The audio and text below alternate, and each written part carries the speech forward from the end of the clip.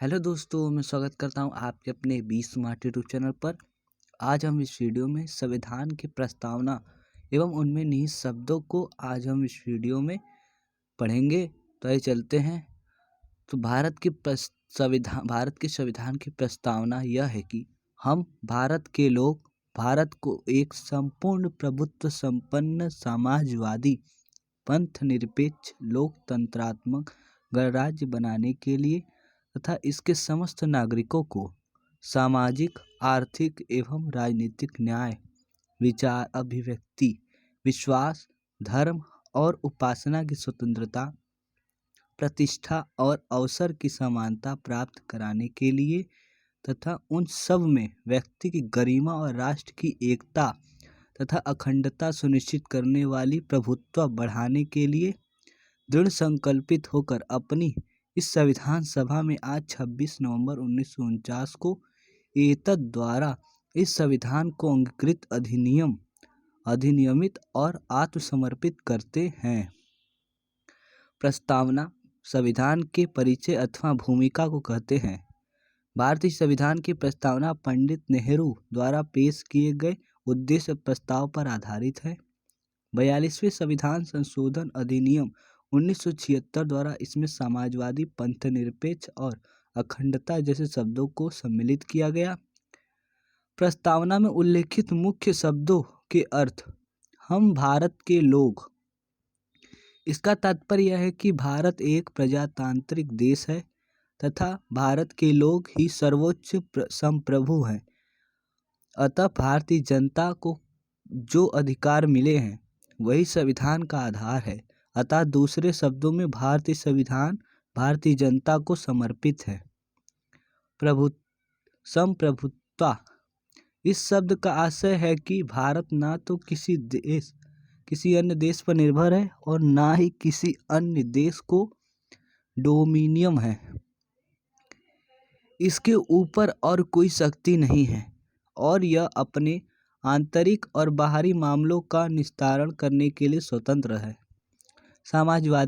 समाजवादी शब्द का आशय यह है कि ऐसी संरचना जिसमें उत्पादन के मुख्य साधनों, पूंजी, जमीन, संपत्ति पर सार्वजनिक स्वामित्व या नियंत्रण के साथ वितरण में समतुल्य सामंजस्य हो। पंथनिरपेक्ष राज्य शब्द का स्पष्ट रूप से संविधान में उल्लेख नहीं किया गया है, तथापि इसमें कोई संदेह नहीं है कि संविधान के निर्माता ऐसे ही राज्य की स्थापना करने चाहते थे। इसलिए संविधान में अनुच्छेद 25 से 28 धार्मिक स्वतंत्रता का अधिकार जोड़े गए। भारतीय संविधान में पंथ निरपेक्षता की सभी अवधारणाएं विद्यमान हैं, अर्थात हमारे देश में सभी धर्म समान हैं और हमें सरकार का समान समर्थन प्राप्त है। लोकतांत्रिक संविधान की प्रस्तावना में लोकतांत्रिक शब्द का इस्तेमाल बृहद रूप से किया गया है, जिसमें न केवल राजनीतिक लोकतंत्र बल्कि सामाजिक एवं आर्थिक लोकतंत्र को भी शामिल किया गया है।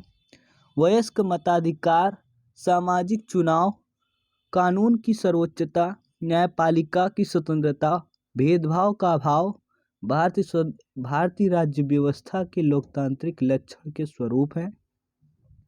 गणराज्य प्रस्तावना में गणराज्य शब्द का प्रयोग इस विषय पर प्रकाश डालता है कि दो प्रकार की लोकतांत्रिक व्यवस्थाओं, वंशागत लोकतंत्र एवं लोकतांत्रिक गणतंत्र में से भारतीय संविधान के अंतर्गत लोकतांत्रिक गणतंत्र को अपनाया गया है।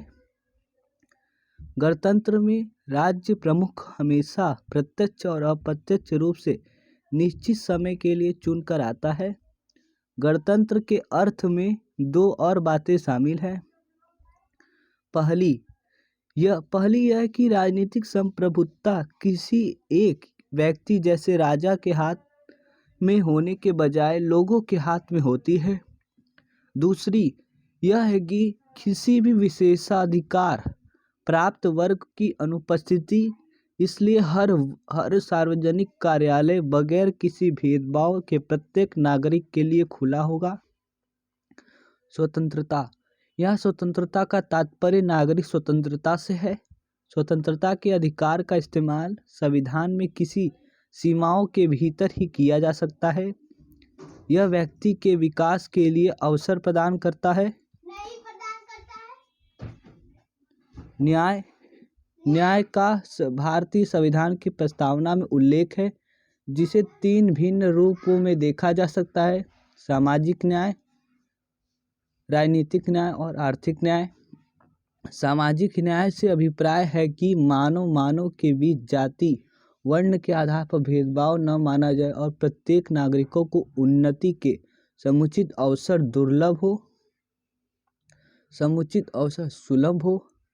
आर्थिक न्याय का अर्थ है कि उत्पादन एवं वितरण के साधनों का न्योचित वितरण हो और धन संपदा का केवल कुछ ही हाथों में केंद्रीकृत ना हो जाए।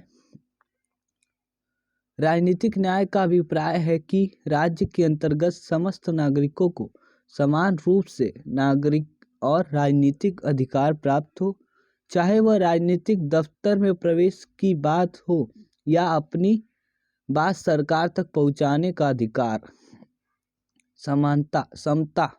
भारतीय संविधान की प्रस्तावना हर नागरिकों को स्थिर और अवसर की क्षमता प्रदान करती है, जिसका अभिप्राय है समाज के किसी भी वर्ग के लिए विशेषाधिकार की अनुपस्थिति और बिना किसी भेदभाव के हर व्यक्ति को समान अवसर प्रदान करने की बंधुत्व। इसका शाब्दिक अर्थ है भाईचारे की भावना। प्रस्तावना के अनुसार बंधुत्व में 2 बातों को सुनिश्चित करना होगा: पहला, व्यक्ति का सम्मान और दूसरा, देश की एकता और अखंडता। मौलिक कर्तव्य में भी भाईचारे की भावना को प्रोत्साहित करने की बात कही गई है। अगर वीडियो अच्छी लगी हो आपको तो हमारे चैनल को सब्सक्राइब करें और वीडियो को लाइक करना ना भूलें।